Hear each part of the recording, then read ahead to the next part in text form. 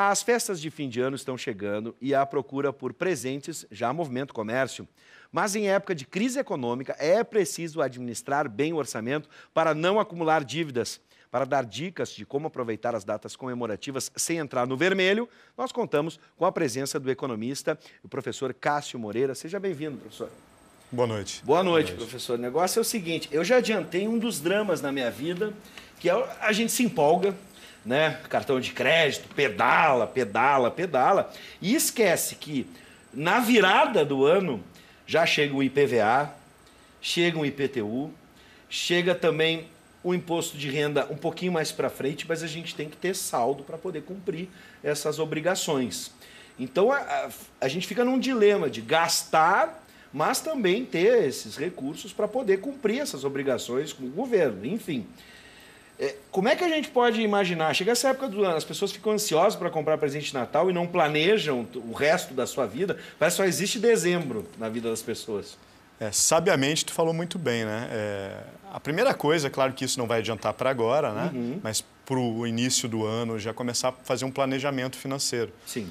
Né? Começar meio que controlar, porque a gente só vai ter condições de mensurar algo, modificar algo, se a gente tiver o controle mês a mês do que a gente está gastando, para onde é que vai o nosso dinheiro. Sim. Então, se a gente começar a criar esse hábito de poupar um pouquinho, o que der, mesmo que seja muito pouco, criar o hábito de poupar e planejar o gasto ao longo do ano, provavelmente a gente não vai estar no aperto financeiro que algumas pessoas acabam ficando justamente por não fazer isso. Agora, como já está no final do ano, né, não dá para planejar, algumas coisas que eu sugiro. Primeiro, uma parte do 13º destinar só para sanar dívidas e dar preferência para aquelas dívidas que têm maior juro, né?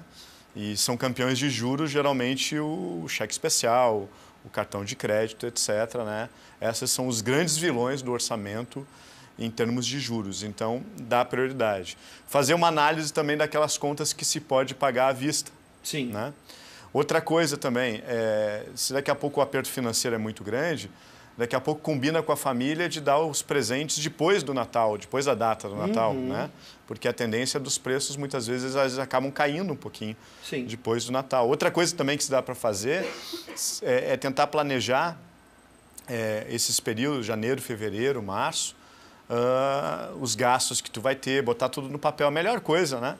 E a minha mãe sempre me ensinou isso, né? De botar um caderno lá, botar no papel mesmo é a melhor coisa a se fazer. Daqui a pouco adiantar a compra do material escolar, em vez de já comprar lá no final de fevereiro, março, que todo mundo vai comprar e a tendência do preço subir, destina alguma verba, né, do 13º para comprar já em dezembro o material dos filhos ou o seu próprio. Né? Sim, claro. São algumas medidas que acabam auxiliando em termos financeiros para a gente não ficar nesse aperto. Bom, no caso do Natal, essa dica aí a minha família já segue. Tem o vale. A gente entrega vales. Ó, vale tal coisa, vale aquilo, vale um CD, vale um tênis, vale... E aí a troca é essa, você ganhou, fica feliz, olha, vou ganhar um tênis. Não precisa sair usando nele no Natal, a gente já pega o presente e sai usando. Então essa dica do vale a gente já meio que segue lá. Vai sempre depois. Porque como a gente, né, o Natal, na verdade, é uma data cristã que comemora o nascimento de Cristo, né? Eu acho que a melhor coisa que a gente tem a dar para as pessoas é o nosso tempo e o nosso carinho. Sem claro dúvida. que é bom ganhar presente, a gente gosta também. Mas se não tem condições de daqui a pouco comprar um presente mais caro, compra algum presente um pouco mais barato, simbólico, que demonstre o carinho. E mais adiante, compra aquele presente que a pessoa realmente queria, né? Vai impactar mesmo. Né, que impacta. Bom, agora, tu falaste, Cássio, sobre dívidas, né? Tem pessoas que vão se endividando, e especialmente num período desse, por exemplo, vão comprar presentes, vão parcelar e se torna uma dívida de certa forma, vai... Né? O homem endividado, a gente estuda tanto aqui nessa perspectiva dentro da educação, é uma perspectiva moderna, de que tendo crédito, a gente, de certa forma, vai rolando uma dívida, né, para frente. Todo mundo, de certa forma, está endividado. Agora, quem já vem carregando essa dívida? Tu disseste usar o 13º. Como é que a gente pode resolver essa dívida? Dívida do cheque especial, dívida do cartão de crédito. Às vezes, já ouvi em outros momentos a gente conversando, poder contrair uma outra dívida que tenha juros menores. Com certeza. É que nem a gente comentou antes, né? Os grandes vilões em termos de juros é o cartão de crédito e o cheque especial. Financeiras ajudam, de certa forma? Então, Aí tu vai ter que fazer análise do juro, né? De quanto que tu vai pagar de juro de cada dívida. A preferência é sempre pagar aquela dívida que incide um juro maior. Sim. Porque juro sobre juro, né, a tua dívida tende a crescer. Então, tu pegar uma parte desse teu dinheiro e daqui a pouco todo e conseguir abater aquelas dívidas e com a facilidade que a gente tem de comprar hoje com cartão de crédito, é muito comum, as pessoas vão comprando no cartão, é muito fácil. Então, daqui a pouco, evita de comprar, num momento mais de aperto financeiro, evita de começar a comprar tudo no cartão e às vezes até com dinheiro vivo. Sim. Porque aí tu acaba controlando mais. Às vezes, quando a gente vai fazer uma compra, por exemplo, vai comprar uma coisa que custa R$1.000.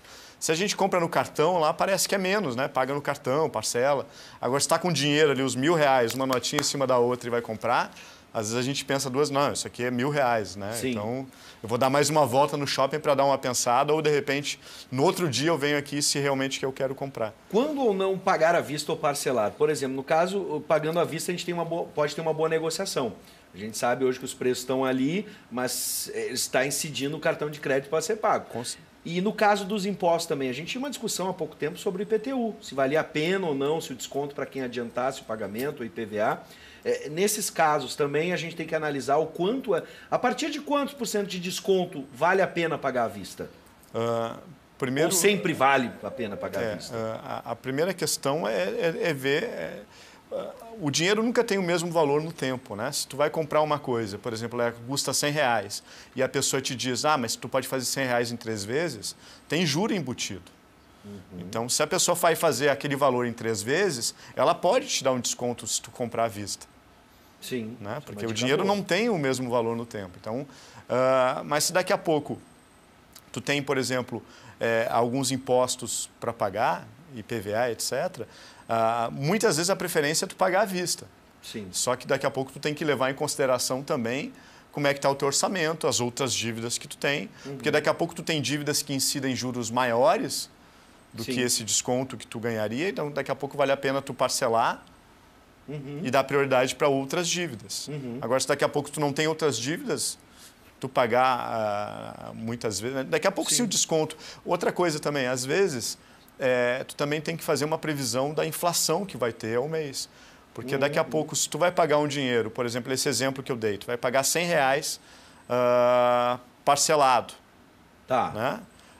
Daqui a pouco, se tiver uma expectativa de inflação nesses próximos meses, maior do que o acréscimo que tu vai estar pagando, daqui a pouco vale a pena tu pagar parcelado, né? Porque a própria inflação vai acabar meio que diluindo. Claro.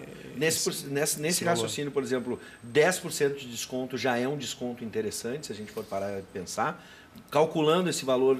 geralmente, as lojas elas trabalham com um desconto de torno de... depende de que tipo de loja, né? Enfim, mas muitas vezes aqueles 5% do cartão, geralmente, às vezes tu acaba conseguindo, ainda mais se tu for pagar à vista, porque aí a loja não paga para o cartão. Sim. Mas 10% de desconto já é um desconto que começa a ficar um pouco interessante, né? Se tu conseguir, claro, quanto mais desconto tu conseguir, sim, melhor. Mas muitas vezes tu tem que dar a preferência para comprar à vista, porque à vista sempre vai ser, sempre não, mas muitas vezes vai ser mais vantajoso. Sim. Porque sempre vai ter juro embutido naquele valor, naquela compra que tu está pagando o mesmo valor à vista e o mesmo valor parcelado. E aí daqui a pouco, se tu vai comprar parcelado, por exemplo, tu vai comprar esses R$100, que pode parcelar em algumas vezes. E aí tu pergunta, tá, mas à vista, tu me dá algum desconto e a pessoa não te dá desconto, aí é óbvio que muitas vezes é melhor tu pagar parcelado do que pagar à vista. Sim. Só vai pagar à vista se a pessoa te der um desconto. Um desconto considerável, né? Rapidamente, para fechar, a gente está com pouco tempo, mas quem pode poupar, quem consegue guardar dinheiro, hoje a poupança ainda é interessante? Não, a poupança tem um rendimento pouco, né?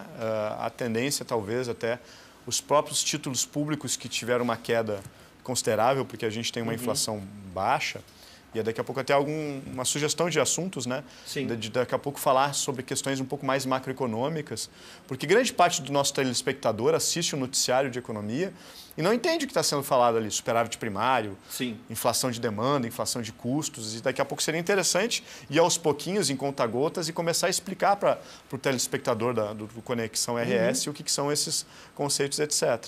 Agora, em relação a A poupança. A poupança.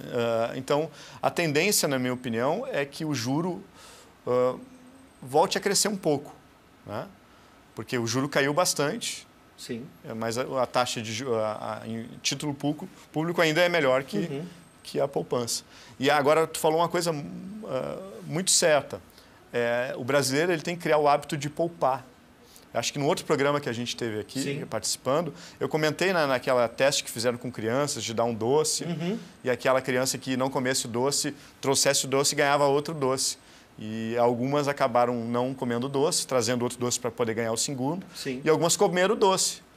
E aí acompanharam ao longo da vida financeira dessas pessoas e viram que, em média, aquelas pessoas que aquelas crianças que não comeram doce para poder ganhar o segundo, tiveram um desempenho financeiro melhor do que aquelas que acabaram comprando. Então, por isso que eu digo, se tu começar a criar o hábito, e aí falta talvez nas nossas escolas essa questão de educação financeira, da criança começar a poupar, mesmo que simbolicamente, R$5, R$10, criar o hábito de poupar, porque às vezes tu acumula um valor poupando e chega lá e compra algo com preço à vista muito melhor do que se tu fosse pagar a prazo. Bom, fica aqui a dica, né? Segurar o impulso na compra e, se possível, negociar. Quem negocia geralmente segura o impulso. Sobre impulso também é outra coisa interessante. Às vezes, quando tu vai numa loja e quer comprar uma roupa ou isso, aquilo, às vezes sai da loja, dá uma volta, né? Pensa um pouco. Pensa, ou daqui a pouco deixa para ir no shopping no outro dia comprar realmente o que tu quer. Porque às vezes tu evita, né? Porque todo o marketing é feito para as pessoas comprarem no impulso. É verdade.